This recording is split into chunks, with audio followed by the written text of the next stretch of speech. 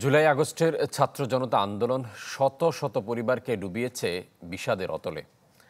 বাবা হারা হয়েছেন সন্তান, স্বামীহীন হয়েছেন স্ত্রী। নির্মমতার শিকার এসব পরিবারের মধ্যে যারা অসচ্ছল, সেসব পরিবারে বেদনার পাশাপাশি যুক্ত হয়েছে আগামী নিয়ে শঙ্কাও। কাজী ফয়সালের রিপোর্ট, ক্যামেরায় ছিলেন মোক্তার হোসেন। ঢালাইয়ের সেরা প্রিমিয়ার সিমেন্ট। বাবার কোলে চড়ে আর আনন্দে সময় কাটবে না 2.5 বছরের শিশু মেহরাজ তালুকদারের। এভাবে আর নিরাপদে সড়ক পার করে দেবে না বাবা। 5 আগস্ট রাজধানীর উত্তরা পূর্ব থানার সামনে পুলিশের ছোড়া বুলেট কেড়ে নেয় মেহরাজের বাবা রানা তালুকদারের প্রাণ।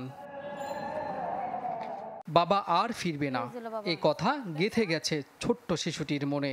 মোবাইল ফোনে গুলিবিদ্ধ বাবার ছবি দেখিয়ে সে কথাই বলছে বারবার। কে হইছে? গুলি খাইছে? কে গুলি দিছে? কে কে কে দিছে?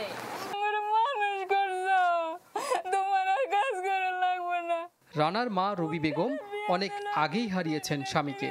গৃহকর্মীর কাজ করে সন্তানদের বড় করা এই নারীর এখন বেঁচে থাকাই যেন মৃত্যুর সমান। মেডিকেলের রিস্কার মধ্যে উঠাইয়া টোনাই করে লয়ে গেছে। আমার বলার নাই গা, আমার বলার নাই। আমার সোনার চাঁদের ধুয়ে গেছে। তুমি কি করতেছো? বাবু কি করে? এখন এই কথাটা বলার মতন লোকটা আমার আর নাই।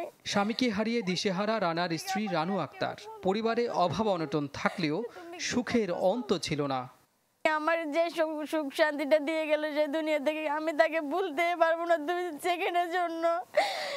সে ছাড়া আমি কোনো কিছু ভাবতেই পারতেছি না। গেল এপ্রিলে ঋণ করে একমাত্র বোনকে বিয়ে দেন রানা। পরিবারটির কাছে এখন যা কেবলই স্মৃতি। বোনটারে বিয়ে দিল, 2-3 লাখ টাকা ঋণ তুইয়া পরে আমার বলে গেল। বোনটা বিদায় করলাম, এর কোনো কষ্ট নাই গে। পুলিশটাই তো গুলি করছে, 2-3টা গুলি লাগছে মাথার ভিতরে। রানা হত্যায় জড়িতদের কঠোর শাস্তি চায় ভুক্তভোগী পরিবারটি। বিচার করে, বিচার চাই আমি সবার কাছে। সরকারের কাছে আবেদন আর কি, যে আমার যদি কিছু, আমার সন্তানটা যদি তাকে যদি কিছু আমাকে সাহায্য করে, আমি তাহলে ছেলের ভবিষ্যৎটা কিছু করতে পারবো। কাজী ফয়সাল, চ্যানেল 24, ঢাকা।